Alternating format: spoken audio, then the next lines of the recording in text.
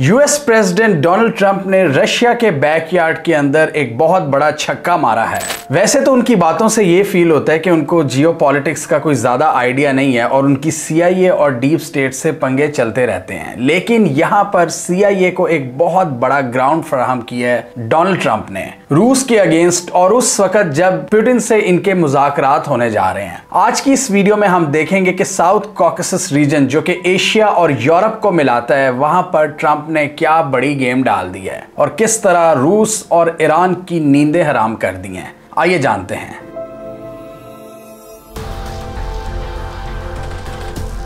तो ये एक बहुत बड़ा टॉपिक था जो पिछले दिनों मिस हो गया और ग्लोबल मीडिया ने भी इसकी ज्यादा कवरेज नहीं की, लेकिन आपने ये फुटेज जरूर देखी होगी कि आज़रबाईजान के प्रेसिडेंट और आर्मेनिया के जो प्रेसिडेंट हैं वो व्हाइट हाउस में मौजूद थे और डोनाल्ड ट्रंप ने उनकी दोस्ती करवा दी और दोनों ने डोनाल्ड ट्रंप का शुक्रिया अदा किया। ये वही आज़रबाईजान और आर्मेनिया है जिन्होंने 5 साल पहले नागोर्नो काराबाख रीजन पर एक बहुत खतरनाक जंग लड़ी थी और इस जंग के हवाले से कहा जा रहा था कि आज़रबाईजान को तुर्की और पाकिस्तान की सपोर्ट हासिल थी। तुर्की ने तो डायरेक्ट मिलिट्री सपोर्ट दी थी आज़रबाईजान को, और इससे पहले आज़रबाईजान और आर्मेनिया की जितनी भी लड़ाइयां हुई हैं उनको हल कराने के लिए हमेशा पुतिन मैदान में आए हैं, यानी रूस एक मीडिएटर का किरदार अदा करता रहा है और कॉकेसस के रीजन को रूस अपना बैकयार्ड समझता है। और यहाँ पर अमेरिकन प्रेजेंस हमें कमी देखने को मिलती है क्योंकि रशिया यहाँ पर बहुत स्ट्रांग है, लेकिन डोनाल्ड ट्रंप की इस पीस डील की वजह से रूस और ईरान के जहन में ये खतरा है कि यहाँ पर सीआईए और नेटो का इन्फ्लुएंस बढ़ सकता है, वो रीजन जो हमेशा रूस के इन्फ्लुएंस में रहा है। लेकिन पिछले दिनों रूस और आज़रबाईजान के ताल्लुकात में भी एक चपकलिश देखी गई है। आज़रबाईजान की हुकूमत ने बाकू के अंदर बहुत से रशियन बिजनेसमैन को पकड़ा है और रूस इससे सख्त नाखुश है। जब रूस पर पाबंदियां लग रही थी रशिया यूक्रेन जंग के बाद, जब इनके एसेट्स को फ्रीज किया जा रहा था वेस्टर्न बैंकों में, तो बहुत से एसेट्स इन्होंने बाकू मुंतकिल किए थे। अमेरिका के इस फ्रेश मूव ने किस तरह पुतिन को रैटल करके रख दिया है, ये जानना बहुत जरूरी है कि यूएस ने यहाँ पर क्या बारीक कार्रवाई खेली है और रूस की कमजोरियों का फायदा उठाया है। इन दोनों ममालिक के दरमियान नागोर्नो काराबाख रीजन के हवाले से जो जंग हुई थी वो आज़रबाईजान काफी हद तक जीत चुका था और पिछले दिनों आर्मेनिया ने मजीद कई गांव वापस किए हैं आज़रबाईजान को, जिसकी वजह से आज़रबाईजान काफी इत्मीनान में है। और इन दोनों ममालिक ने भी ट्रंप के इस पीस किरदार की बहुत ज्यादा तारीफ की और इन्होंने भी कहा कि ट्रंप को नोबेल पीस प्राइज मिलना चाहिए। अब यूएस ने यहाँ पर जो गेम डाली है वो बड़ी इंटरेस्टिंग है। ट्रंप ने इन दोनों ममालिक के दरमियान एक स्ट्रेटेजिक ट्रांजिट कॉरिडोर का आगाज किया है जिसको ट्रंप कॉरिडोर का नाम भी दिया जा रहा है और इसमें अमेरिका डेवलपमेंट करेगा। और अमेरिका के मुताबिक इस कॉरिडोर की वजह से दोनों ममालिक की एक्सपोर्ट्स पूरी दुनिया को मजीद बढ़ जाएंगी, जिसमें यूएस फैसिलिटेटर का किरदार अदा करेगा। और इस हवाले से ट्रंप का यह कहना था कि हमने दोनों ममालिक के साथ सेपरेट ट्रेड डील्स की हैं जिसमें हम ट्रेड को बढ़ाएंगे, एनर्जी कोऑपरेशन को बढ़ाएंगे, टेक्नोलॉजी एक्सचेंजेस में इजाफा करेंगे और सबको फायदा होगा। और इसके साथ ही उन्होंने ऐलान किया कि आज़रबाईजान और अमेरिका के दरमियान जो डिफेंस रिस्ट्रिक्शंस थी उनको भी हम हटाएंगे और डिफेंस एग्रीमेंट्स भी करेंगे। ये चीज रशिया के लिए खतरे की घंटियां बजाती है। अब ये जो स्ट्रेटेजिक ट्रांजिट कॉरिडोर है ये आज़रबाईजान को अपने एक और ऑटोनमस रीजन से कनेक्ट करता है जो कि आर्मेनिया के अंदर है, लेकिन वो ऑटोनमस रीजन आज़रबाईजान का है। याद रखिए ये नागोर्नो काराबाख का रीजन नहीं है जो ऑलरेडी आज़रबाईजान की टेरिटरी के अंदर आता है। ये वो इलाका है जो कि आज़रबाईजान से ज़मीन के ज़रिए कनेक्ट नहीं है, जबकि इसकी लैंड आर्मेनिया से कनेक्ट करती है।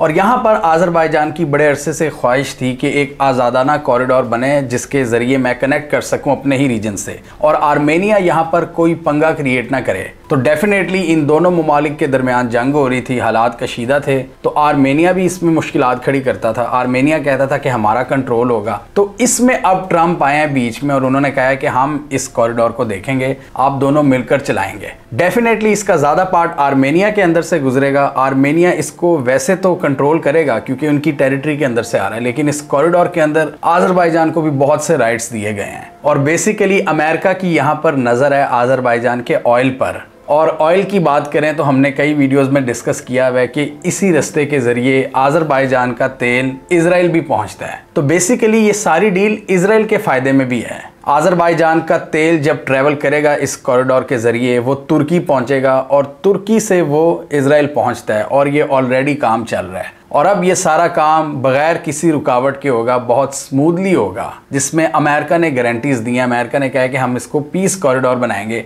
Trump route for international peace and prosperity, ये इसका नाम रखा गया है। ये आज़रबाईजान का जो ऑटोनोमस रीजन है नख्चिवान एस्क्लेव, उसको कनेक्ट करेगा आज़रबाईजान की मेनलैंड टेरिटरी से। और आज़रबाईजान की एक डिमांड ये भी थी कि यहाँ से एक रेलवे कॉरिडोर बनाया जाए जिसका पूरा कंट्रोल आज़रबाईजान के पास हो, ताकि वो इजीली अपने इलाके से ट्रेड कर सकें और एक गुजरगाह हो आज़रबाईजान के लिए। और मुख्तलिफ लड़ाइयों के मौके पर आज़रबाईजान ने इस कॉरिडोर को बाय फोर्स हासिल करने की भी धमकी दी थी कि अगर आर्मेनिया इसका कंट्रोल इन्हें नहीं देगा तो हम छीन लेंगे। और इस पूरे मामले की वजह से और डिफरेंट जंगों की वजह से ये मामला रुका हुआ था, क्योंकि बहरहाल इसको आर्मेनिया की टेरिटरी से गुजरना था। और आज़रबाईजान जितना मर्जी मजबूत हो, एक रोड के अंदर आपका वीक दुश्मन भी बहुत सी प्रॉब्लम्स क्रिएट कर सकता है। अब यहाँ पर ईरान और रूस को किस तरह का धचका लगा है और उन्होंने किस तरह इसको रिस्पॉन्ड किया है। ईरान ने तो काफ़ी एग्रेसिवली इसको रिस्पॉन्ड किया, क्योंकि ईरान के बॉर्डर के बहुत करीब से गुजरेगा ये कॉरिडोर और ईरान को ये डर है कि यहाँ पर CIA और नेटो की एक्टिविटीज़ में इजाफा हो सकता है ईरान के बहुत करीब,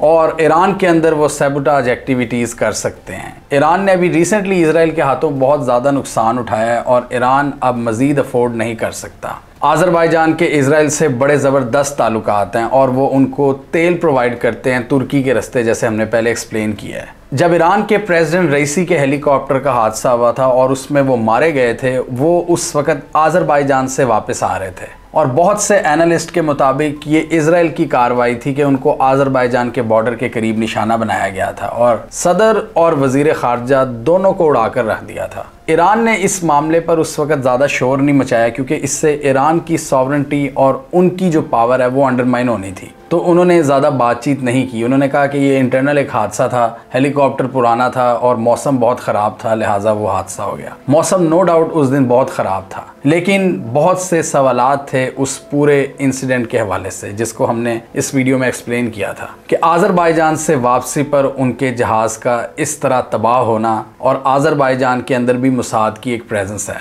आज़रबाईजान और ईरान के भी कुछ प्रॉब्लम्स हैं। ईरान का जो नॉर्दर्न इलाका है कैस्पियन सी की तरफ जो आज़रबाईजान को कनेक्ट करता है, वहाँ पर एक आज़री पॉपुलेशन है ईरान के अंदर, जो कि ईरान को कभी कभार तंग करती है। उसी इलाके के करीब रईसी के हेलीकॉप्टर का ये हादसा पेश आया था। ईरान ने इसको ना सिर्फ कंडेम किया है बल्कि धमकी भी लगाई है। ईरान ने कहा कि अगर आपने ये इलाका अपने मर्सनरीज के लिए बनाना है तो फिर हम इस इलाके को उनका कब्रिस्तान बना देंगे। ईरान के मुताबिक यहाँ पर नेटो रूस और ईरान के दरमियान एक वाइपर का किरदार अदा करेगी और उन्होंने कहा कि हम किसी भी नेगेटिव फॉरेन इंटरवेंशन को बर्दाश्त नहीं करेंगे। और ये वो कॉरिडोर है, अगर आप इस रास्ते की बात करें, हमने आज से 2.5 साल पहले एक वीडियो बनाई थी, उसमें हमने देखा था कि किस तरह रूस और ईरान ने एक नया ट्रेड कॉरिडोर एक्सप्लॉइट किया है, उसको ढूंढा है, जो कि ग्लोबल सैंक्शन से बिल्कुल आज़ाद कॉरिडोर है। और वहाँ पर हिस्टोरिकली नेटो और CIA की प्रेजेंस बड़ी वीक रही है, क्योंकि रशिया ने कभी इनको एंटर ही नहीं होने दिया।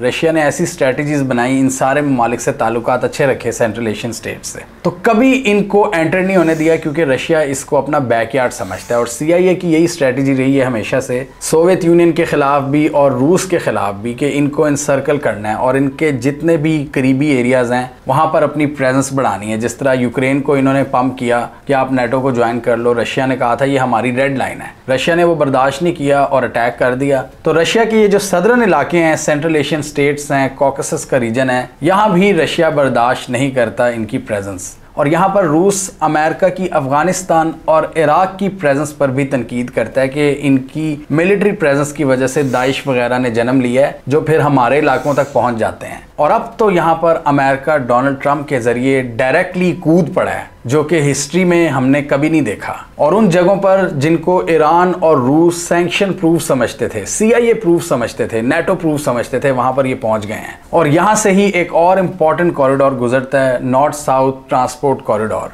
जो कि भारत, ईरान, अजरबैजान और रूस का प्लान है। और हमने इस वीडियो में देखा था कि पुतिन ने पाकिस्तान को ऑफर की थी कि आप भी ये नॉर्थ साउथ ट्रांसपोर्ट कॉरिडोर को ज्वाइन करें, भारत की अदम दिलचस्पी को देखते हुए। ये कॉरिडोर अरेबियन सी से एंटर होता है ईरान में, और फिर कैस्पियन सी अजरबैजान से होता हुआ रशिया में एंटर होता है। और इस इलाके में अमेरिका ने अपना एक नया कॉरिडोर इंट्रोड्यूस करवा दिया है ट्रंप के जरिए। और एक्सपर्ट्स के मुताबिक ये CIA की प्लानिंग है कि इन्होंने अपने लिए एक और नया रीजन ढूंढ लिया है जहां से ये रूस और ईरान पर नजर रख सकते हैं। और इसीलिए ईरान ने काफी अग्रेसिव इसको रिस्पॉन्ड किया है। रशिया ने इस पीस डील को वेलकम किया है, लेकिन उसने भी बहुत कॉशन के साथ। रशिया ने भी आउटसाइड इंटरवेंशन के हवाले से वार्न किया है कि यहाँ पर कोई नेगेटिव गेम ना खेली जाए। और रशिया का ऑफिशियल स्टैंस यही है कि चाहते हम भी हैं कि आर्मेनिया और अजरबैजान के दरमियान ताल्लुकात बेहतर हों, लेकिन किसी भी पीस डील की आड़ में कोई फॉरेन होस्टाइल इंटेलिजेंस एजेंसीज इस इलाके में एंटर ना हो जाएं।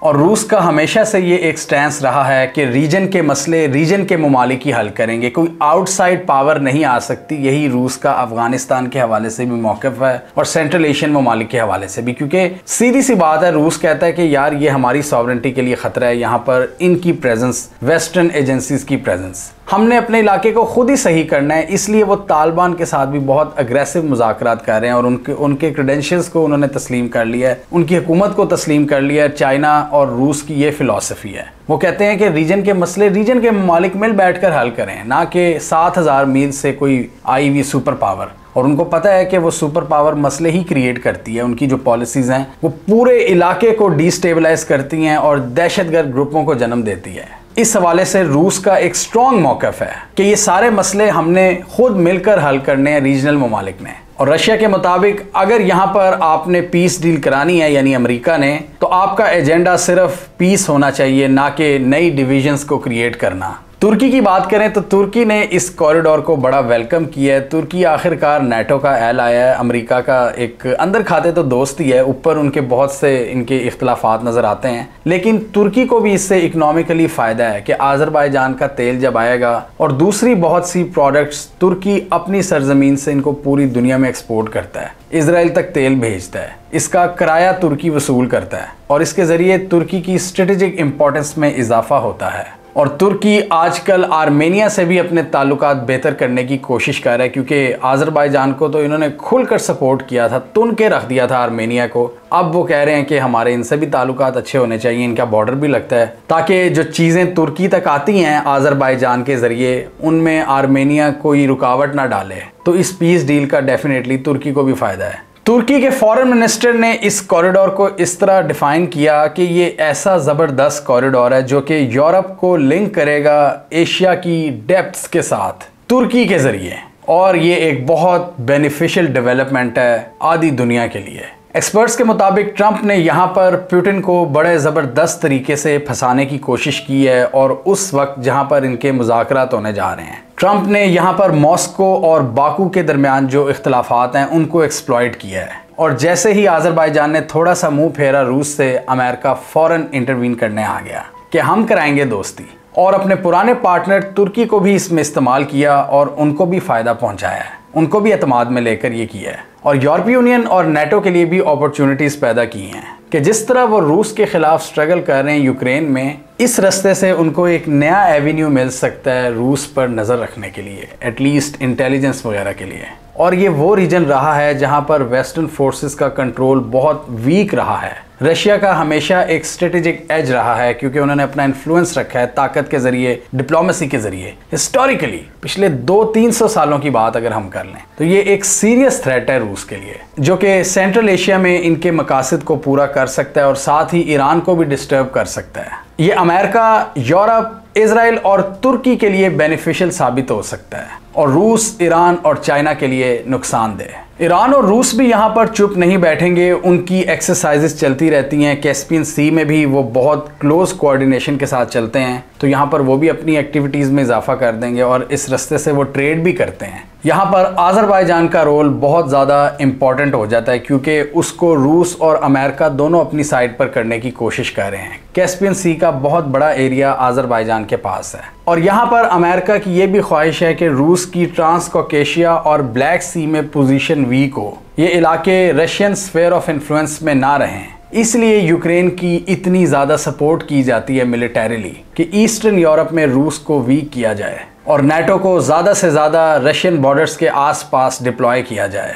रूस के लिए ये रेड लाइन है और वेस्टर्न फोर्सेस के मुताबिक रूस को हमने यूक्रेन में इतना एंगेज रखना है कि हम अब रूस को कॉकेशियन वाली साइड से डिस्टर्ब करना शुरू कर देंगे और जो उन्होंने करना शुरू कर भी दिया है। और यहाँ पर हम देख रहे हैं और यहाँ से हमें ये पता चलता है कि डोनाल्ड ट्रंप CIA के बहुत से प्रपोजल्स को मान रहे हैं और उनकी जो पॉलिटिकल मजबूरियां बढ़ती जा रही हैं अपने मुल्क के अंदर, वो अपनी इस्टेब्लिशमेंट को भी काफ़ी हद तक खुश रख रहे हैं। और चंद माह पहले ट्रंप का जो एक प्रो पुतिन स्टांस नजर आता था उसमें अब कमी आ रही है। इसके जरिए ट्रंप एक तीर से दो शिकार खेल रहे हैं, एक तो CIA को खुश कर रहे हैं और दूसरा ग्लोबल पीस मेकर के तौर पर इमर्ज हो रहे हैं कि मैं तो दोस्ती कराने वाला हूँ, मैं तो अमन कराने वाला हूँ। चाहे पाकिस्तान इंडिया हो, कंबोडिया थाईलैंड हो, आज़रबाईजान आर्मेनिया हो, रशिया यूक्रेन और इजराइल फ़लस्तीन के मामले में ट्रंप अब तक फेल हो चुके हैं। तो जहां पर उनका बस चलता है वो करवा रहे हैं दोस्तियां। और ट्रंप को इस वक्त वैसे भी एनर्जी प्रोड्यूसिंग कंट्रीज बहुत ज़्यादा अच्छे लग रहे हैं, जैसा कि पाकिस्तान के साथ उन्होंने एक ऑयल डील की है। आज़रबाईजान भी दुनिया का 10वां बड़ा ऑयल प्रोड्यूसर है, तो उसके तेल पर भी नज़र है और वो फिर पूरे यूरोप तक जाएगा।